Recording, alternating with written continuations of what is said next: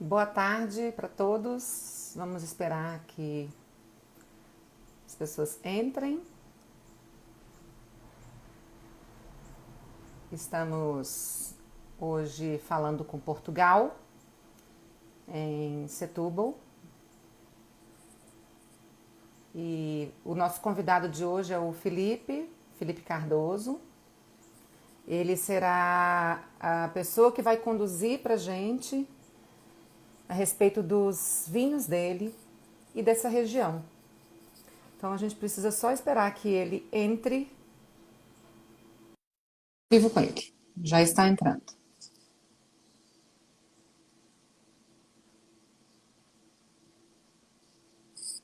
Boa tarde, Olá, Felipe. olá, Vanessa, boa noite. Está boa? Boa noite para você, boa tarde para a gente que está no Brasil. Sim. Ainda não E é aqui, noite, mas está quase a anoitecer. mas já são 19 horas aí, né? Pois, está a Isso. anoitecer. Sim. Muito obrigada por ter aceitado o nosso convite. Nós gostamos muito de falar com Portugal pela facilidade da língua Obrigado, eu. É um prazer estar aqui a falar para todos os brasileiros que nos queiram ouvir. e principalmente falar de vinhos, que é uma coisa que a gente ama, né? Claro, é isso E mesmo. sei que tem muitas pessoas que são seus convidados que estão aí. Ainda bem, boa. Isso, Fico rumo à contente, assistência grande de Portugal, né? fico contente. Isso. E eu gostaria primeiro que você se apresentasse. Sim. Então, Isso. se quiser, eu chamo-me Filipe Cardoso, sou enólogo de profissão e de formação. Vivo em Palmela, que é uma pequena localidade, mais ou menos a 40 quilómetros de Lisboa, ao sul, junto ao litoral. Um, e sou de uma família que já desde já sou a quarta geração, ou seja, desde o meu bisavô, a minha família que vive da atividade vitivinícola. Ou seja, o meu bisavô começou com o negócio das vinhas e esse negócio foi seguindo pelo meu avô e meu tio-avô, pelo meu pai, e agora sou eu que felizmente estou aqui a produzir os vinhos que gosto de apresentar e que acho que representam bem a qualidade não só da Península de Setúbal, mas também de Portugal. A gente fica muito feliz e quando a gente lê a história da sua família, a gente sabe, inclusive, que acho que seu, né, um dos seus avós, tio-avós, já veio, Tio, inclusive, para o Brasil, né? meu bisavô, E isso. Humberto Cardoso, que foi o fundador, quando tinha 18 anos, foi para o Brasil. E seu Uh, pai também é Humberto? o meu pai também é Humberto, é. Mas o meu bisavô teve aí à volta de 2 anos e regressou para Portugal, mas ele, a fortuna dele estava em Portugal, ou seja, ele quando se casou com a minha bisavó já era uma pessoa que tinha alguns bens e tinha vinhas aqui na região e foi aí que ele começou. Mas ele começou sobretudo com uma empresa rodoviária, nem tinha nada a ver com os vinhos. Sim. E essa empresa, na altura, era uma altura que o negócio rodoviário estava em expansão em Portugal, cresceu, foi uma das maiores empresas rodoviárias em Portugal, foi inclusivamente a única empresa, a primeira empresa portuguesa a fazer um trajeto para o estrangeiro, para Sevilha. Depois vendeu essa empresa e depois, a partir daí, é que ele investiu tudo no negócio vitivinícola. Comprou 3 propriedades grandes e construiu 2 adegas, que são as mesmas 2 adegas que atualmente nós temos. E as vinhas temos quase todas. O meu bisavô chegou a ter 500 hectares de vinha. Atualmente nós temos à volta de metade, porque com partilhas e com todas essas coisas que foram acontecendo ao longo dos anos, a quantidade de vinhas ficou reduzida mais ou menos pela metade.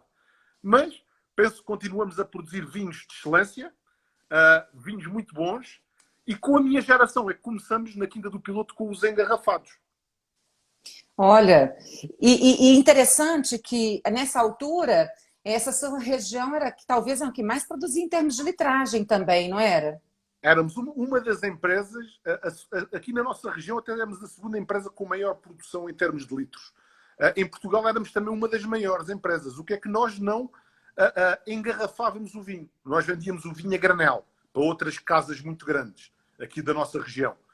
E começamos, depois foi com a minha geração, em 2013, comigo, a engarrafar os vinhos das melhores vinhas das nossas propriedades. Ou seja, nós mantemos o negócio do granel como sendo o negócio principal, ao fim e ao cabo, mas os melhores vinhos e das melhores vinhas vão para dentro das nossas garrafas. Portanto, temos uma seleção muito grande, portanto, temos uma área bastante grande, 250 hectares, mas nós produzimos à volta de 60 mil garrafas. É o apuramento do apuramento, ou seja, nós agarramos só nas melhores uvas, nas melhores propriedades, para fazer os vinhos da nossa quinta.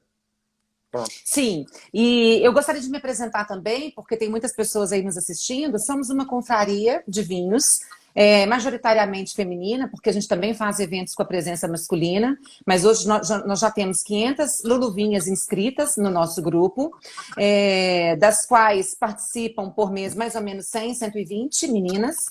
Esse é o modo regular de funcionamento, mas em outras ocasiões a gente faz eventos também com meninos, né?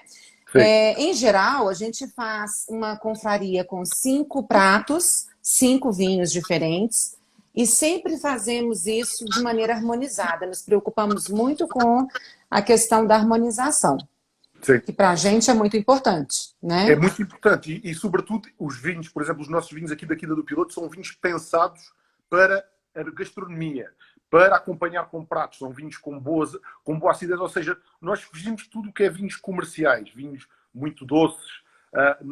Eu não gosto. Eu acho que um vinho, para ser bem apreciado, tem que ser bem apreciado com a gastronomia, com a comida, e temos que saber harmonizar. É muito difícil, por exemplo, harmonizar um vinho branco leve com um prato de carne muito gordo. Portanto, a harmonização depois é capaz de não ficar muito boa. E sai a perder o prato e sai a perder também o vinho. Portanto, temos que ter esse cuidado. Exato. E realmente isso para a gente é o que a gente prioriza aqui, ensinar as pessoas, além de escolherem bons vinhos, as pessoas saberem fazer as harmonizações, os melhores pratos, não é mesmo? E agora, nesse momento onde as pessoas estão em casa, é uma oportunidade de colocar em prática tudo aquilo que elas aprendem na confraria, né? É isso mesmo. Então, nós sabemos que seus vinhos estão no Brasil, na importadora Buena, aqui tá dando para ler aí ou está invertido? Ao contrário, está invertido. Ao contrário? Aqui. Muito bem. Então, eu gostaria que você mostrasse para a gente por ordem, que você tem, acho que 3 linhas de vinhos principais, não é mesmo? Eu, antes de mais, vou só explicar um bocadinho aqui do que é a nossa região, se não se importar. Eu ia falar isso, por favor, me desculpa até. Eu acho isso. Sim. Portanto, eu vou apresentar só aqui. Isto é o mapa de Portugal, não é? Isto é capaz de estar ao contrário, mas o mapa de Portugal e a região da Península de Setúbal é esta regiãozinha aqui, pequena. Tem 2 regiões até muito particulares. Tem a parte do sul do Sado e a parte do norte do Sado. Que é de frente para o Mar Atlântico, né? Sim, Isso. A diferença é que nós estamos no sul de Portugal, mas estamos muito perto do Oceano Atlântico. Logo, temos uma influência no nosso terroir, sobretudo uma influência atlântica. Os nossos vinhos, embora sejam do sul, e o sul de Portugal é uma zona mais quente, temos a brisa marítima que vem do Oceano Atlântico e depois a nossa península também está entre 2 rios, o Rio Tejo e o Rio Sado. Por estarmos rodeados de mar, essa influência salina, essa frescura que vem do mar, é muito importante para o perfil dos vinhos da nossa região. E é muito importante também para as castas que nós temos plantadas na nossa região. Portanto, é sul de Portugal, mas junto ao mar. Logo, os nossos vinhos conseguem ter o melhor de 2 mundos, ou seja, temos o calor para amadurecer bem a uva, mas, ao mesmo tempo, temos o frescor que vem do mar, que proporciona aos nossos vinhos elegância e acidez. Logo, temos essas 2 coisas. Depois, temos outra particularidade. Temos castas muito adaptadas ao nosso terroir. Para terem uma ideia, a nossa região está dividida um bocadinho em 3 zonas. Temos a zona que está encostada em Palmela, Setúbal, que é a zona da Serra da Arrábida, que é uma zona montanhosa, uma zona mais de serra, em que aí, sobretudo, os terrenos são argilocalcários. Logo, proporcionam vinhos mais frescos, com mais acidez. Depois temos a zona das Areias, ainda na zona norte do Sado, onde os terrenos são um bocadinho mais secos, né? E menos frescos, dando origem a vinhos encorpados e robustos. E depois temos a zona do sul do Sado, que é uma zona muito encostada ao mar, junto às praias da Comporta, a zona do Carvalhal, e ainda até um bocadinho até mais abaixo, onde os vinhos são, sobretudo, muito atlânticos, com um terroir muito salino. Portanto, são 3 zonas dentro da mesma região, mas muito diferentes. Exato, Diga, porque Vanessa. as pessoas, às vezes, elas não têm essa ideia que você pode explorar uma região que já é demarcada dentro de Portugal completo, né? Sim. A gente tem vinhos hoje no Brasil de todas essas regiões, seja Douro, Dão, Alentejo, Tejo, ou seja, a gente tem vinhos de todas as regiões, mas às vezes a gente não sabe que cada região tem suas particularidades, É inclusive que isso mesmo. cada uma delas pode produzir vinhos completamente diferentes. É Muita isso mesmo. gente, inclusive, Felipe, interessante, não faz ideia de que Setúbal produz vinhos para além dos vinhos que são os Do moscatel. moscatéis. Todo mundo fica Mas com o moscatel na cabeça, só que, porém, as pessoas não fazem ideia da quantidade de vinhos que podem ser produzidos nessa região. Para além é. dos de vinhos com a uva moscatel, temos os vinhos tintos, né? Claro. Que são super conhecidos aí, O- e a gente quer fazer conhecer aqui É também. isso mesmo. O moscatel, em termos de volume de vinhos produzidos na nossa região, ocupa uma pequena percentagem. A nossa região é, sobretudo, uma região que produz vinhos tintos. Mas aí é que está outra particularidade muito interessante da nossa região. É que, para além de produzirmos o moscatel de Setúbal, que é a bandeira, ao fim e ao cabo, da nossa região, ainda dentro dos fortificados temos o moscatel roxo. Aqui nada já falo um bocadinho, porque vos apresento também com as garrafas, que é mais fácil. Mas depois ainda temos uma casta muito emblemática na região para os vinhos tintos, que é o Castelão. Vulgarmente, antigamente, chamava-se Periquita.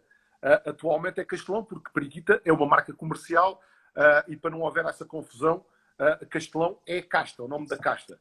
E que o Castelão é a terceira uva mais plantada em Portugal, já chegou a ser a primeira, já chegou a ser a uva mais plantada em Portugal. Atualmente é a terceira, sendo que a predominância é na nossa região e é onde produz os melhores vinhos de Castelão são produzidos na nossa região, porque precisa dos terrenos que cá estão, os terrenos de areia da nossa região, e a proximidade com o mar faz toda a influência e toda a diferença para fazermos castelões de eleição. Para além disso, ainda temos brancos também muito importantes, como o Fernão Pires, que é uma casta que na nossa região tem uma importância também muito, muito, muito grande.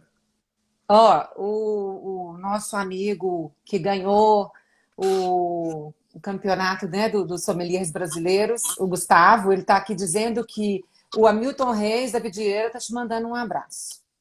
Obrigado. Um Está te abraço para ele atravessando, também. está te mandando uma mensagem. Nós temos vários sommeliers assistindo. E ficamos felizes com isso, porque isso nos dá muita reputação, né, em relação ao trabalho que a gente faz aqui, que é um trabalho não só de divertimento, de entretenimento, né, quando a gente vai para os restaurantes, mas também, para além disso, é um trabalho de muita parte pedagógica, para ensinar mesmo, né, trazer conhecimento. Porque não há nada como a gente provar um vinho, é claro, mas um vinho não é uma commodity. Um vinho tem uma personalidade por trás, tem uma história, e para apreciarmos um vinho na sua plenitude, temos que conhecer quem está por trás, quem o fez, a sua história. Só assim a gente tira o real proveito de um produto que tem muita alma nossa posta dentro de uma garrafa. E se o consumidor vai a um restaurante e prova um vinho, é diferente ele já ter conhecido o enólogo, já ter ouvido falar a história, já conhecer um bocadinho a envolvência que está por trás daquele vinho. O vinho é cultura também, o vinho faz parte da nossa história e é um pouco de nós. Eu, como tenho uma paixão muito grande pelos vinhos, ponho muito da minha personalidade dentro dos vinhos e acho que os vinhos têm a minha própria impressão digital. Esta paixão que tenho. E acho que um vinho é muito mais do que uma bebida. É cultura, é a personalidade que está por trás. Há uma série de coisas que está por trás de um vinho, a sua história. Tudo isso é muito importante para o vinho ser apreciado na sua plenitude. Não sei se me fiz entender. Eu sou apaixonada pelas histórias que envolvem vinho. Eu repito, sempre digo isso, que para mim o vinho é mais emocionante do que está por trás da garrafa, do que até às vezes o próprio líquido. O líquido em si é o resultado de todo esse trabalho, de toda essa história e essa coisa que nos emociona, né? É verdade, é verdade. Agora me conta, Felipe, olha só, você tem uns vinhos tranquilos, e eu vou explicar aqui para quem não está nos assistindo, que os vinhos tranquilos são aqueles vinhos que, no seu caso, não está fortificado, que não é o caso do moscatel. Os vinhos tranquilos são aqueles conhecidos que a gente bebe né? Que não tem fortificação, não são os espumantes, são esses vinhos normais. Sim. Só que de normal eu não acho nada nos seus vinhos, porque você tem aí casta síria, que pouca gente bebe casta síria aqui.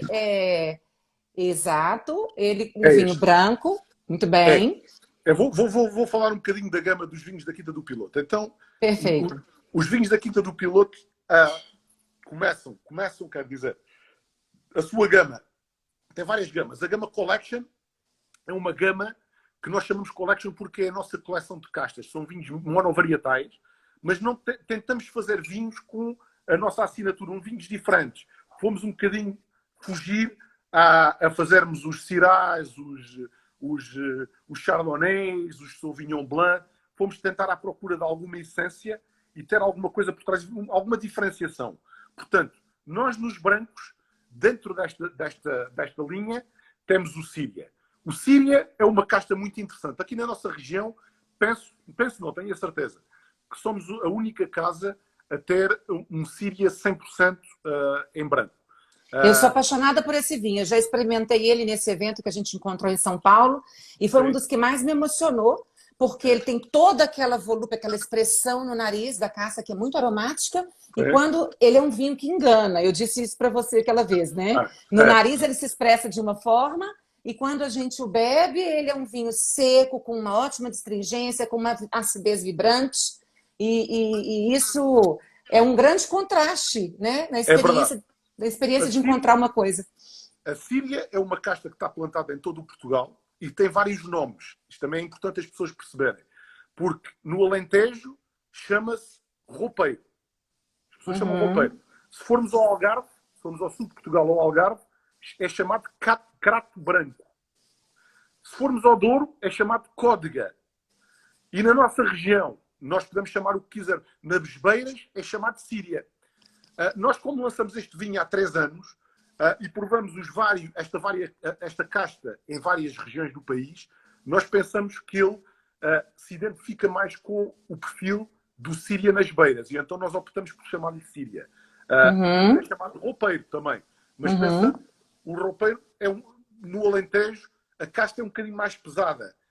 E na nossa região, com esta proximidade do mar, ela tem uma salinidade, um frescor, uma mineralidade que é muito mais comum a vinhos quase de altitude, a vinhos Ó, das beiras. eu vou puxar a sardinha para o nosso lado. Eu costumo falar nas aulas que Portugal, dependendo da região de onde estão as castas, elas tomam nomes femininos ou masculinos, Sim, né? Maria Gomes com Fernão Pires, a sim, Síria com Roupeiro. Então, estou sim. dizendo que acabou que, por fim das contas, vocês escolheram um nome feminino. Com É verdade. razão. É verdade, é verdade. Embora esteja um homem por trás da sua produção, mas não faz parte. É, mas é porque todos trabalhamos juntos, então não é uma questão de gênero. Aí a gente fica nessa disputa, mas ela é mais psicológica. É verdade. Isto é um vinho de proximidade com o mar e é um vinho que eu recomendo não para acompanhar com pratos muito pesados, com comida mais leve, para o vinho harmonizar bem, porque ele é um vinho muito elegante, muito leve, muito delicado e super mineral. Depois, Perfeito. ainda dentro da mesma linha, temos outro vinho branco que é o nosso top de vendas, ao fim e ao cabo, é o vinho que nós vendemos mais, que é um vinho branco muito sui generis. Este vinho branco é feito da casta moscatel roxo.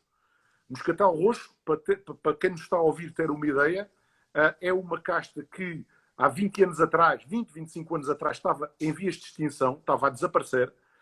Só havia 2 hectares. Ela foi uma mutação genética que aconteceu na própria vinha, na nossa região, do Moscá, o moscatel galego, que é o moscatel do norte, do moscatel que faz o moscatel lá no norte, em Favais, por exemplo, com uma casta tinta que nós não sabemos qual foi. E deu origem a uma casta completamente diferente, que é o moscatel roxo. Normalmente, ela é utilizada para produzir vinhos doces fortificados. Nós somos a única casa no mundo inteiro a ter um branco seco feito com esta casta. E isto foi uma experiência, nós começamos com 400 ou 500 garrafas em 2013, foi o primeiro vinho que nós lançamos da nossa casa, e que atualmente, o ano passado, já produzimos 15 mil garrafas deste vinho, deste roxo.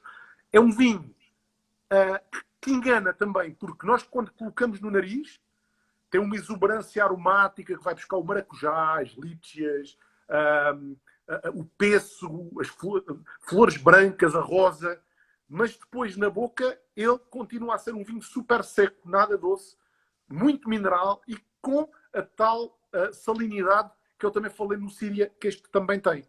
É um vinho fora da caixa, por assim dizer, um vinho diferente. Isso impressiona muito, é o que eu falo que é o jogo da dualidade, né? É verdade, é verdade. Muito bom. Pois, E dos tintos? dos tintos, temos dois também. Você ia falar é só os dois brancos mesmo, que eu conheço, né? Depois dos tintos, temos dois varietais. Um Touriga Nacional, um Touriga Nacional aqui do Sul. É costume dizer que o Touriga Nacional é uma casta que pode dar vinhos fabulosos, mas também pode dar vinhos desastrosos. Porque é uma casta que, no meu entender, precisa do tal frescor, do tal terroir fresco. Porque ela, na zona da serra, como no Douro, no Dão, dá vinhos fenomenais. Quando a gente vai para climas muito mais quentes, torna-se um bocadinho pesada. Aqui está como um bocadinho como a Síria. O frescor pode vir não só porque as vinhas estão plantadas em altitude, como também pela proximidade do Oceano Atlântico ou do mar, neste caso. Com a nossa região, como está aqui muito encostada ao mar, penso que o nosso Touriga é um Touriga que se assemelha muito a um Touriga do Norte, quase. É muito floral e tem concentração, mas ele é sobretudo elegante, mais para a elegância do que para a concentração, e é um vinho extremamente gastronómico. Extremamente gastronómico. Imagino. E ele deve ser muito mais elegante do que, às vezes, por ter essa influência do mar, ele deve ficar muito mais fresco e absorver também um pouco dessa coisa da salinidade, né? Que é uma coisa que deixa o vinho com um outro caráter, completamente diferente. Outro caráter. Eu esqueci-me de dizer, no que diz respeito ao roxo, nós normalmente costumamos recomendar para acompanhar pratos orientais, tipo como é que é dizer, um caril, ou mesmo sushis, sashimis, ou pratos que tenham tomate, tipo, aqui em Portugal nós temos muita mania de fazer o arroz de marisco ou o arroz de tamboril, vai extremamente bem com este vinho. Neste caso, o tinto é mais para carnes, mas carnes tipo mais cordeiro, borrego, esse tipo de carne, ou mesmo porco. Não recomendo. Também vai bem para carnes vermelhas, mas para carnes vermelhas, normalmente... Porque ele deve suportar bem, né? Com a acidez, ele suporta bem a gordura desses cortes, sim, né? Sim. Depois, ainda dentro da linha Collection, temos um Cabernet Sauvignon. Depois as pessoas perguntam, então, mas Cabernet Sauvignon é uma casta mais internacional, sai um bocadinho da vossa linha. É verdade, sai um bocadinho da nossa linha. Mas eu estudei em França durante 2 anos e sempre gostei muito da casta Cabernet. É claro que ela está plantada no mundo inteiro, eu sei. Mas aqui tentamos imprimir o caráter da nossa região a este Cabernet. E eu, como estudei em França, sempre quis fazer um Cabernet daqui da região, mas um Cabernet com o caráter da nossa casa. E acho que este é um Cabernet cheio de caráter. Portanto, mais para carnes vermelhas. Aqui já vamos entrar numa linha de vinhos mais madurões, mais concentrados. Portanto, 4 vinhos para 4 ocasiões, completamente diferentes. Isso que é o que faz um grande produtor, viu? É essa capacidade de ter vinhos para qualquer ocasião. É verdade. Bom, agora me diga uma coisa. Você deve ter alguma coisa. Você deve ter mais alguma coisinha escondida aí atrás de vinho, né? Tem muitas. Não sei, queres que eu mostre isto tudo? Necessitamos tempo.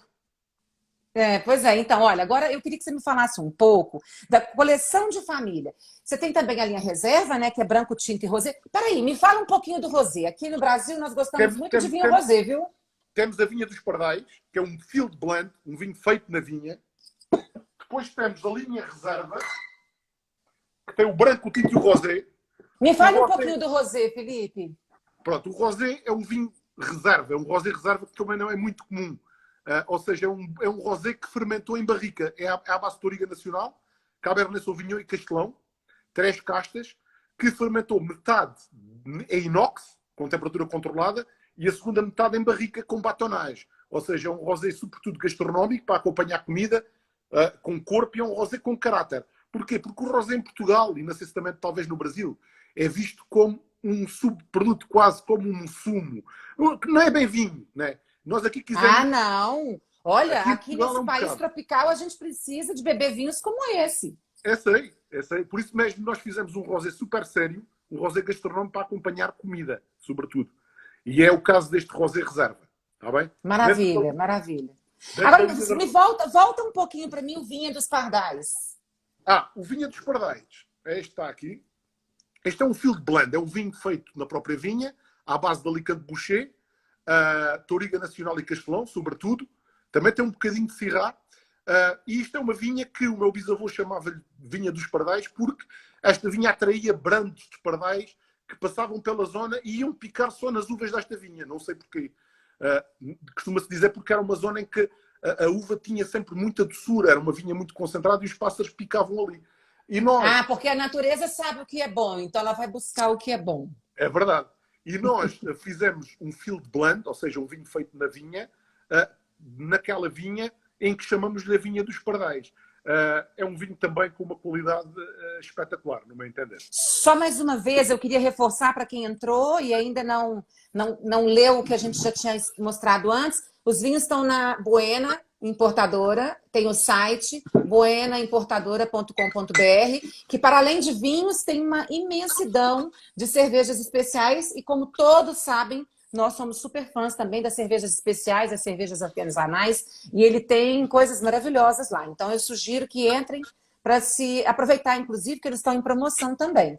Então, e são onde estão todos esses vinhos que o Felipe está falando, né? É isso mesmo, é isso mesmo.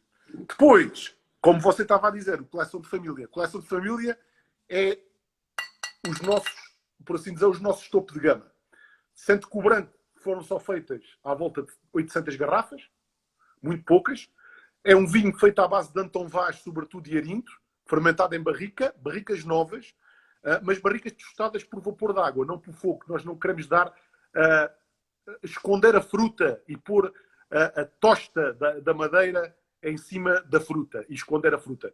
Aqui utilizamos barricas... Olha, isso é uma coisa que eu pessoalmente ouço falar pouco de lugares que fazem isso com o vapor, né? Que eu acho que é uma maneira mais delicada de tratar a madeira. Tratar a madeira.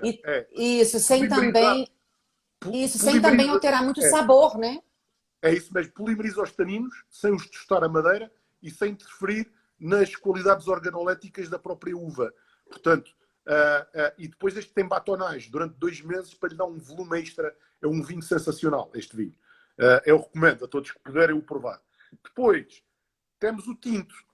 O tinto é um vinho que tem tido sempre ótimas pontuações, não só na imprensa nacional, como na imprensa estrangeira. Por exemplo, muito boas pontuações no Robert Parker e aqui nas revistas portuguesas e também, inclusivamente, no Brasil, na revista Adega. Tem sempre boas pontuações.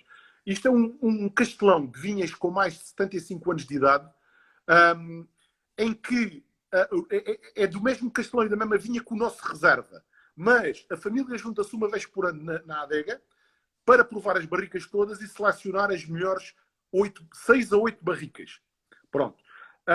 E essas deixamos mais um ano em estágio, ou seja, é um castelão com 24 meses de estágio em barrica e depois ainda tem 12 meses de estágio em garrafa. Olha, o Richard Costa está aqui falando, está toda hora escrevendo alguma coisinha ali. É seu amigo? Quem? Richard Costa. Sim, ele está sim. só elogiando. Ele gosta muito dos nossos vinhos. Um abraço para ele também. E aí ele está falando que tem um tinto de Cabernet Franc? Não, Cabernet Franc não tem nenhum. Não, é porque está escrito tinto CF. E aí a gente entende aqui que CF coleção de família. Não, CF é coleção de família. Muito bom. É porque só para as pessoas que também estão lendo entenderem, tá? Então, tinto, coleção de família.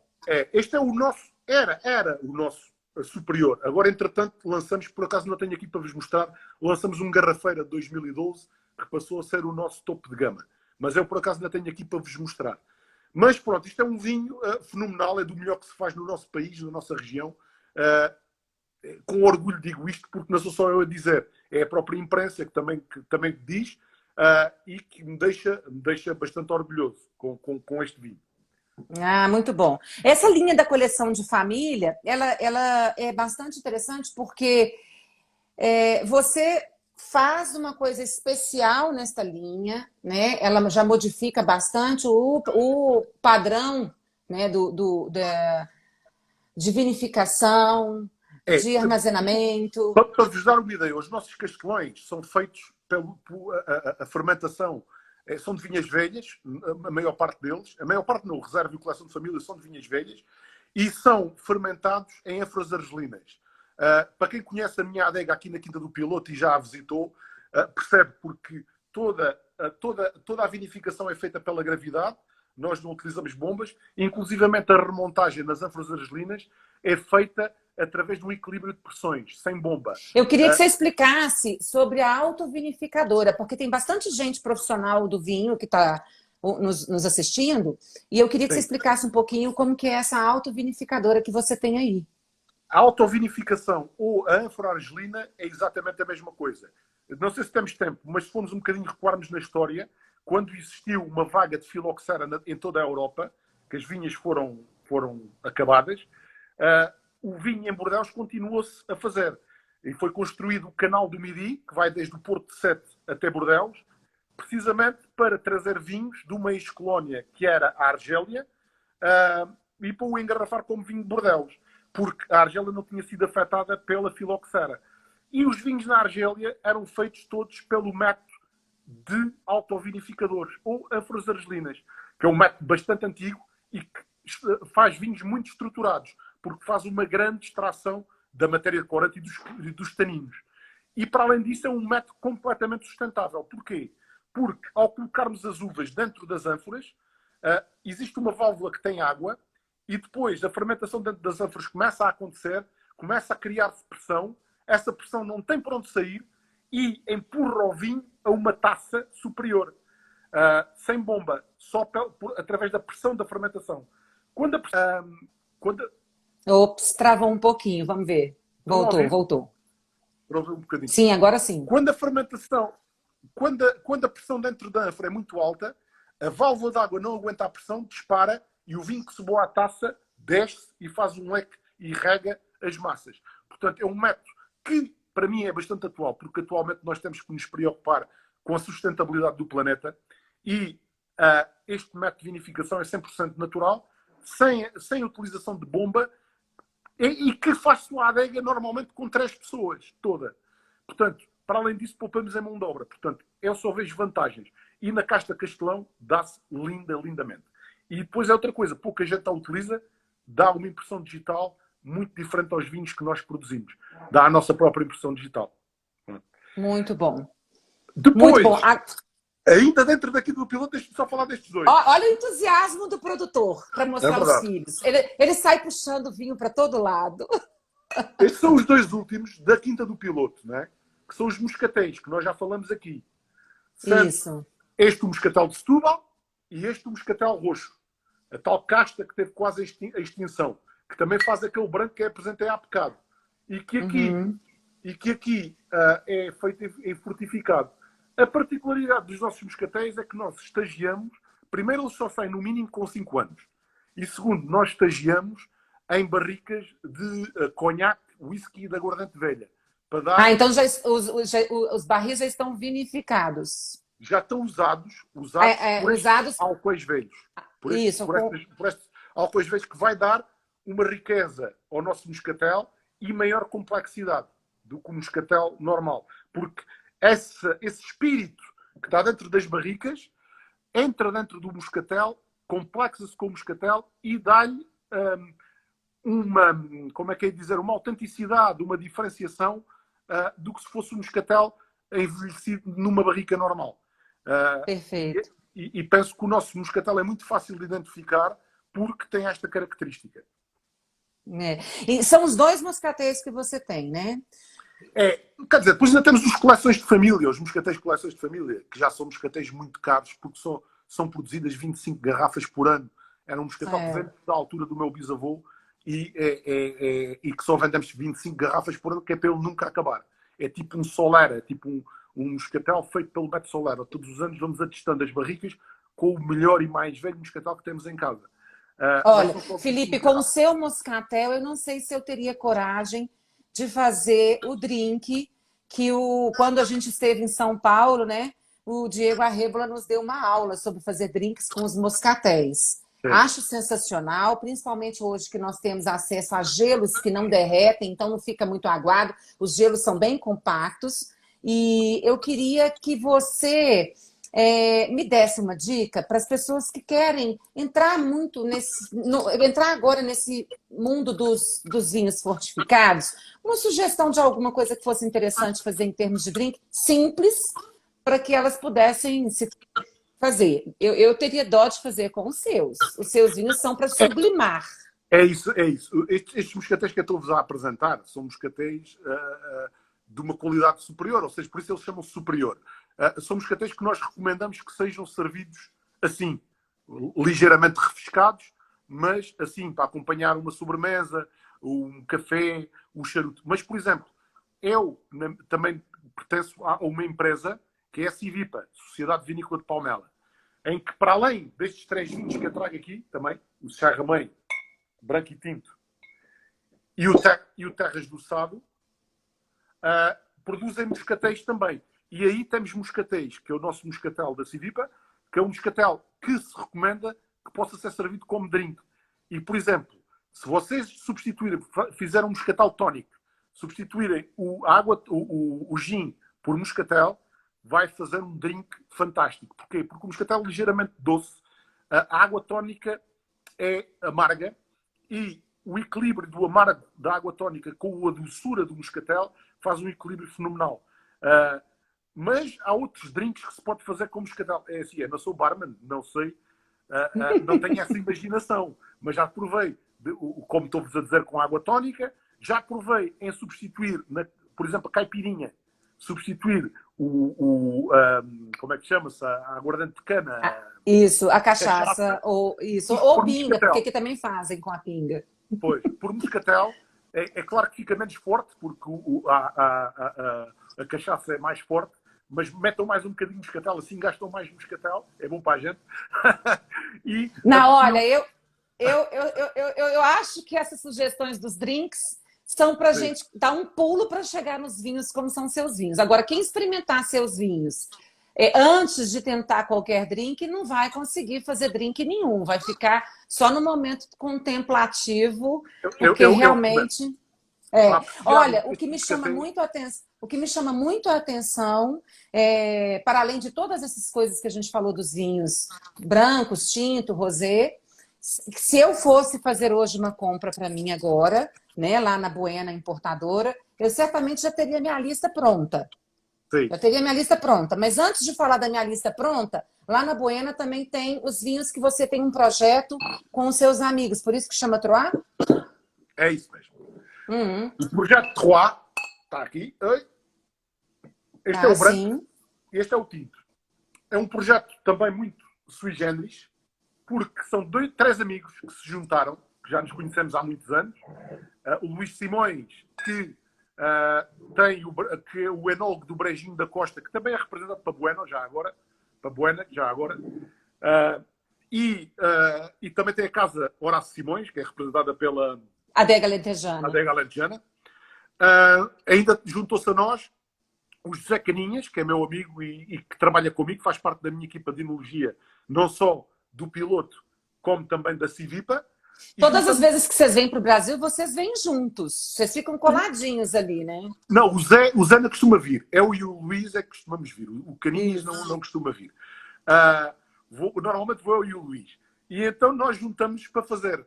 Porque a nossa região, aqui em Portugal, é fantástica, mas a maior parte dos produtores aposta na gama média-baixa. E nós quisemos fazer, tanto no piloto, como ele, na Casa Horácio Simões, e até mesmo no Brejinho, nós fazemos vinhos desde a gama baixa, mas até à gama alta. E nós quisemos fazer um projeto completamente diferenciador, um projeto que aproveitássemos técnicas antigas, as castas mais antigas da região, irmos selecionar uvas aos melhores locais para fazermos este projeto. Por exemplo, o branco que eu tenho aqui é um branco feito 100% de Fernão Pires. As pessoas, quando provam este vinho de Fernão Pires, dizem assim, isto não é possível, isto não é Fernão Pires. Porque estão habituadas a beber o Fernão Pires aqui na região da gama baixa. Mas isto é um Fernão Pires feito com maceração, ou seja, à moda antiga, com curtimenta completa, e depois vai repousar na barrica e ainda na garrafa. Logo, dá uma característica completamente diferente ao Fernão Pires, tornando um vinho super sério, muito gastronómico e com estrutura, um branco com estrutura, que é muito interessante. Nem parece um Fernão Pires, como a maior parte das pessoas dizem. Porque ninguém aposta por este tipo de produto aqui na nossa região. E depois temos um Castelão tinto, que aqui tem também uma particularidade, é que tem uma mistura dos dois terroirs da região. Enquanto, por exemplo, eu na Quinta do Piloto, os meus vinhos, os castelões, são feitos do nosso terroir, onde tem as vinhas de Castelão, que são nas areias. Aqui é um blend entre as vinhas das areias, na parte da planície da nossa região, com a zona das uvas do Horácio Simões, que estão na serra, da Serra da Arrábida. Portanto, então você pega um pouco da estrutura da parte mais baixa do corpo, né? E aí pega as uvas mais frescas, mais ácidas da parte mais alta. Da parte mais alta. Então um blend que eu acho que funciona muito, muito, muito bem. Também quem tiver possibilidades, é um vinho um bocadinho caro, mas quem gostar de vinhos e tiver a possibilidade, caro, entre aspas, porque caro depende depois do que nos soube e daquilo que o proveito que nós tiramos do vinho em questão. Para mim não é caro, para mim é ter o preço justo. Mas, o rendimento, a Castelão é por origem uma casta muito vegetativa, né? Mas aí aprendeu-se a tratar a Castelão como ela deve ser tratada, né? sim. Cortando o vigor vegetativo dela, controlando essa produção de cachos por uva. E é isso que vocês devem fazer num vinho como esse, não é verdade? Logo ser de vinhas velhas é logo uma grande diferença. Porquê? Porque é que as pessoas dizem que vinhas velhas é um predicado, por assim dizer? Porquê? Porque as vinhas velhas são vinhas que produzem pouco, produzem muito pouco, e toda a seiva da uva, da fotossíntese que a uva faz através das folhas, e depois vai transportar, vai se converter em açúcares, de uma cepa inteira vai toda para 2 ou 3 cachos que essa cepa tem. Ou seja, vai ter muito mais concentração. E ela já é uma Castelão que já está domada por adaptar-se tão longamente ao tempo, então, né? Ela já se controlou, autocontrolou. Está adaptada, tem muitas reservas e tem pouca uva. Ou seja, toda a riqueza que aquela vinha produz, que aquela videira produz, vai para os poucos bagos que ela depois produz. Logo então, vai dar origem. Justifica-se o preço, porque ao invés de você fazer 5 garrafas de vinho, você está fazendo uma. Tem que pagar por 5 garrafas mesmo. É isso mesmo. Não é verdade? A grande diferença é essa. Você tem o prazer 5 vezes maior também. A grande diferença é essa. E depois não é isso. Para nós termos um grande vinho que respeite a fruta e a sua personalidade, também temos que utilizar barrica. A barrica no vinho é super importante. Porquê? Nós, com um grande vinho, podemos o estragar se aplicarmos uma má madeira. Portanto, a seleção da barrica é muito importante para nós termos o produto final que nós desejamos. Se a gente vamos para barricas boas, e é claro que elas são mais caras. Portanto, para terem uma ideia, para meter 300 litros deste vinho, gastamos, se calhar, 1.500 euros numa barrica para pôr este vinho lá dentro. Enquanto numa barrica mais barata, gastamos 400. É estas diferenças, não só matemática, inclusive. Ora bem, como a seleção, tem um vinho, quando vai para o patamar muito alto, é muito mais, claro, cuidado, temos muito mais atenção e a concentração, a seleção na vinha também é diferente, é feita de maneira diferente. Bom, Felipe, nós conseguimos passar 15 minutos do tempo. A gente sempre programa as nossas 15 minutos. A gente sempre programa 30, já estamos a 40 minutos falando. 44 minutos falando. Olha, é assim. Começo-me a entusiasmar e vai por aí fora. Mas não é só você não, viu? Todo mundo, tá? É isso mesmo. Olha, passa muito rápido. Tá todo mundo falando, é Ricardo, né? Não é Richard, é Ricardo, acho. É Richard Costa. Richard Costa. Olha, muito obrigada mesmo. Eu não tenho como te agradecer. Que a gente veja logo um momento de encontrar de novo aqui no Brasil. Você vem, provavelmente, se não houver mudança de data, você vem para o JK Iguatemi, não é mesmo? éramos para ir, mas acho que isso está tudo adiado, não sei. Vamos ver. Eu nós tenho passagem comprada, então eu ainda não fiz nenhuma mudança de passagem. Vamos ver. Vamos ver como corre. Mas esperamos que isso se resolva logo. E todos nós vamos continuar aprendendo nessa oportunidade única com nunca estivemos tão perto das pessoas que a gente gostaria de estar, como os produtores que a gente está tendo. Vamos ter Quinta do Valado na semana que vem, numa live nossa. Vamos falar depois de amanhã com o Gustavo sobre os vinhos do Alentejo. Ou seja, Portugal é uma coisa que nos recheia muito o coração. Quero, então, agradecer muitíssimo, muitíssimo de coração. Obrigado pelo convite. E principalmente por dar a conhecer a região de Setúbal, porque muita gente fala sobre as outras regiões e às vezes a gente tem tanta coisa interessante e especial numa região como a sua. É verdade. Muito obrigada. Muita coisa deve ter ficado por dizer, mas agradeço quem... Outra vez mais fazemos. A tirar um bocadinho do seu tempo para ouvir-me falar e ouvir falar um bocadinho da região e dos meus projetos. Obrigado. Imagina, eu que agradeço muitíssimo. Um abraço a toda a sua família e os meninos também da Brejinho, da Horácio, tudo mais. Obrigado. Obrigada, então. Obrigado. Viu? Um abraço, até mais. Tchau. Tchau.